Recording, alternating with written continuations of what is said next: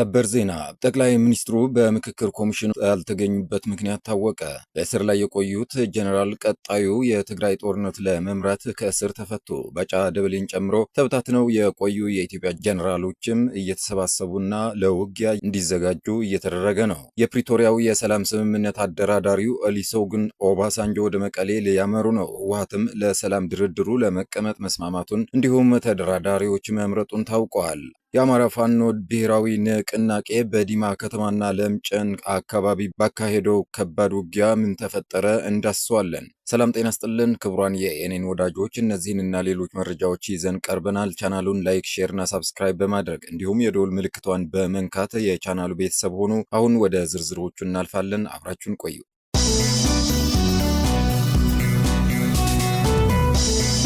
ጠቅላይ ሚኒስትሩ በምክክር ኮሚሽኑ ያልተገኙበት ምክንያት ታወቀ። የኮሚሽኑ የመጨረሻ የምክክር ሂደት መድረክ ላይ ተገኝቶ በረዥም ንግግር የከፈቱት ጠቅላይ ሚኒስትር አብይ አህመድ በመዝጊያው ላይ ሁሉም የኢትዮጵያ ባለስልጣናት ኦሉሴጉን ኦባሳንጆን ጨምሮ በርካታ ከፍተኛ ዓለም አቀፍ ዲፕሎማቶችና ሌሎች አካላት ቢገኙም ጠቅላይ ሚኒስትር አብይ ግን በመድረኩ ሳይታዩ መቅረታቸው ታውቋል። ይህ ብዙዎችን ሲያነጋግርና ጠቅላይ ሚኒስትሩ አለመኖር በብዙዎች ዘንድ ጥርጣሬና ስጋት ፈጥረዋል። የተለያዩ ምንጮቻችን እንደገለጹልን ከሆነ የተፈራው ነገር ልክ መሆኑንና ጠቅላይ ሚኒስትሩ ታመው ለከፍተኛ ሕክምና ከሀገር መውጣታቸውን ተገልጸዋል። በአሁኑ ሰዓት ጠቅላይ ሚኒስትር አብይ በአቡዳቢ ከፍተኛ የሕክምና ክትትል እየተደረገላቸው እንደሆነ የገለጹት ምንጮቹ በሚዲያዎች በመክፈቻ ሰዓት ያደረጓቸው ንግግር ጠንከር ብለው እንዲተላለፉና የእሳቸው አለመኖር አጀንዳ እንዳይሆን የመክፈቻ ንግግር መልእክቶቻቸው በመዝጊያው ሰዓት በደንብ እንዲሰሙ እንዲደረግ በነ ዳንኤል ክብረት ትዕዛዝ መተላለፉን ነው የተገለጸው። የኢትዮጵያ ምክትል ኢታማዦር ሹም ጀነራል አበባው ታደሰ ለወራት ከነበሩበት የእስር ቆይታ ወጡ። ጀነራሉ ለረጅም ጊዜ የቤት እስረኛ ሆነው እንደቆዩ የተገለጸ ሲሆን አሁን ከእስር ወጥተው መድረክ ላይ እንዲታዩ ተደርጓል። ምክትል ኢታማዦር ሹም ጀነራል አበባው ታደሰ ከፋኖና የአማራ ጉዳይ ጋር ተያይዞ የቤት እስረኛ ሆነው እንዲቆዩ የተደረገ ሲሆን አሁን መድረክ ላይ መታየታቸውና ከጽምዶ ጥምር ኃይል ለመግጠም ዝግጅት ላይ መሆናቸው ተገልጸዋል። ሰሞኑን የኢትዮጵያ ጀነራሎች ተበታትነው ከነበሩ እንዲሰባሰቡ መንግስታዊ ጥሪ መደረጉ የተገለጸ ሲሆን በትግራይና በፌዴራል መንግስቱ መካከል በሚደረገው ውጊያ የተሻለ ልምድ ስላላቸው ያግዙናል በሚል ባጫ ደበሌ ከኬንያ ከአምባሳደርነታቸው በመነሳት ተመልሶ አብይ አህመድን እንዲያማክሩ ትላንት ሻንጣቸውን ይዘው ሸገር ገብተዋል። ባጫ ደበሌ ከኬንያ እንዲመለሱ የተደረገው በትግራይና በፌዴራል መንግስቱ መካከል በሚደረገው ውጊያ የተሻለ ልምድ ስላላቸውና ያግዛሉ ተብለው መታመኑ እንደሆነ ታውቋል። የኢትዮጵያ መንግስት በተለያዩ ጊዜያት ጦርነቱን ለመጀመር ሚዲያዎች ሳይቀሩ እንዲዘጋጁ በተደጋጋሚ የተነገረ ቢሆንም በተለይ ከአዘርባይጃን የገዛቸውና በሁለት ትላልቅ መርከቦች ወደ ኢትዮጵያ ሳጓጉዛቸው ሻዕቢያ ቀይ ባህር ላይ አግቶ ምጽዋ ወደብ ላይ ባይወርሳቸው ኖሮ መንግስት ጦርነት ባለፈው ሚያዝያ ወር ይከፍት ነበር ይላሉ ምንጮች።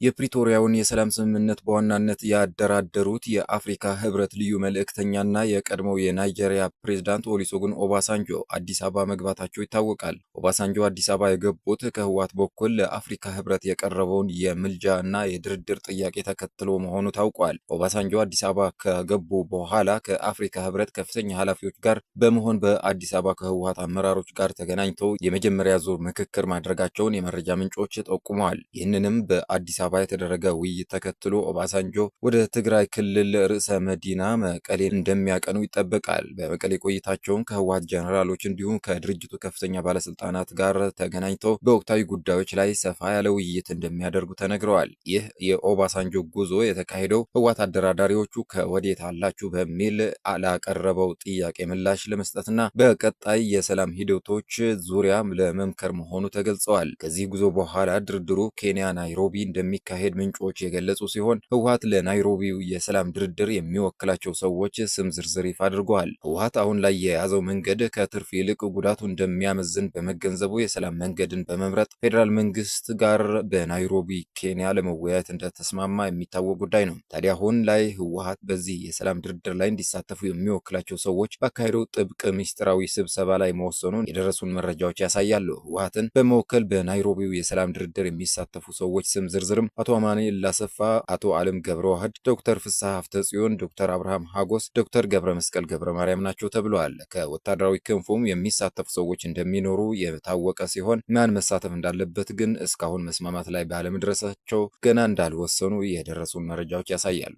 አማራ ፋኖ ብሔራዊ ንቅናቄ ቴዎድሮስ ሁለተኛ እዝ 201ኛ ኮር 64ኛ ክፍለ ጦር በዲማ ከተማና ለምጨን አካባቢ ባካሄደው እልህ አስጨራሽ ውጊያ በርካታ የአገዛዙ ሰራዊት አባላትን መደምሰሱን አስታወቀ። በጀኔራል ሶፊያ በክሪ ትዕዛዝ የተሰጠው ኮሎኔል ጸጋይ በጮቄ ሰንሰለታማ ተራሮች በታንክ መድፍና ቢኤም በዙ 23 ሞርታር ዲሽቃ በእግረኛ በሰማይና በምድር መንቀሳቀስ የነበረው የመንግስት ሰራዊት የተውጣጣ ተጨማሪ ኃይል በመያዝ ነሐሴ 9 ቀን 2018 ዓ.ም በለምጨን መስመር በጎተራ ወይራና ጠልማ ዲንሳ እነቆራ ቦርቦርና በ74ኛ ክፍለ ጦር ቀጠና አብራጀት ቀበሌ አድማሱን አስፍቶ ምሽት ቢንቀሳቀስም ነሐሴ 10 ቀን 2018 ዓ.ም ከጠዋቱ 12 ሰዓት ተኩል እስከ ምሽቱ 12 ሰዓት ከባድ የውጊያ ውሎ ምሽቱን ደብረ ወርቅና ብቸና መሰል ከተሞች ከባድ ኪሳራ እንደደረሰበት ተገልጿል። በኮሎኔል ጸጋይ መሪነት በጎጃም ከተለያዩ ቦታዎች የተውጣጣ ተጨማሪ ኃይል በመያዝ ከጮቄ ተራራ እስከ አባይ ሸለቆ ያለን የፋኖ ሰራዊት አጸዳለሁ ብሎ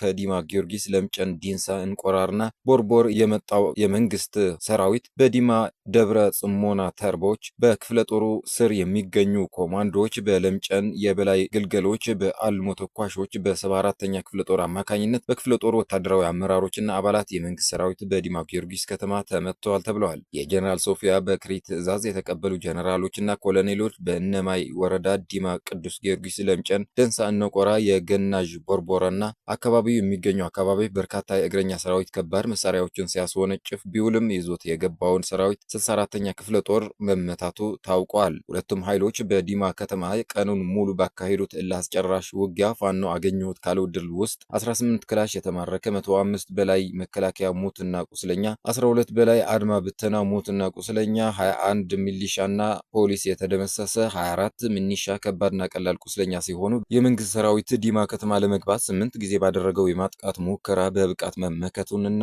የዙ 23 ተኳሹን ጨምሮ በርካታ የእግረኛ ሰራዊት ተደምስሷል። ከፋኖ ጋር ተዋግቶ ዲማ ከተማን መቆጣጠር ያቃተው የመንግስት ሰራዊት ከደብረ ወርቅ መድፍና በእነማይ ሰቀላ ቀበሌ ቢኤም107 በሌሎች ከባድ መሳሪያዎችን በማስወንጨፍ የዲማ የመጀመሪያ ትምህርት ቤት፣ የሆቴል መገልገያ ዕቃዎች፣ የንግድ ተቋማትን፣ የአርሶ አደሮች የአፈር ማዳበሪያ ገዳማትን፣ መነኮሳትን ለበርካታ ፈውስ ለማግኘት የመጡ ምዕመናን የቅዱስ ጊዮርጊስ ሙዚየም ላይ ከፍተኛ ጉዳት አድርሷል ተብሏል።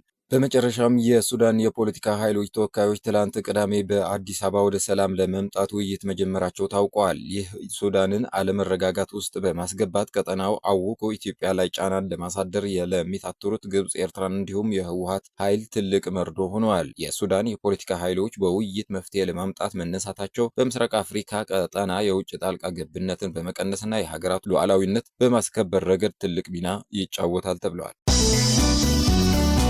ክቡራን የኤኔን ወዳጆች ለዛሬ ያዝናቸው ዜናዎች እነዚህ ነበሩ። ሌሎች አዲስ እና ትኩስ ዜናዎች እንዲደርሷችሁ ቻናሉን ላይክ፣ ሼር እና ሳብስክራይብ ማድረግ እንዲሁም የደወል ምልክቷን መንካት አትርሱ። ከኛ ጋር ስለነበራችሁ ጊዜ እያመሰገንን መልካም ጊዜ ተመኘን።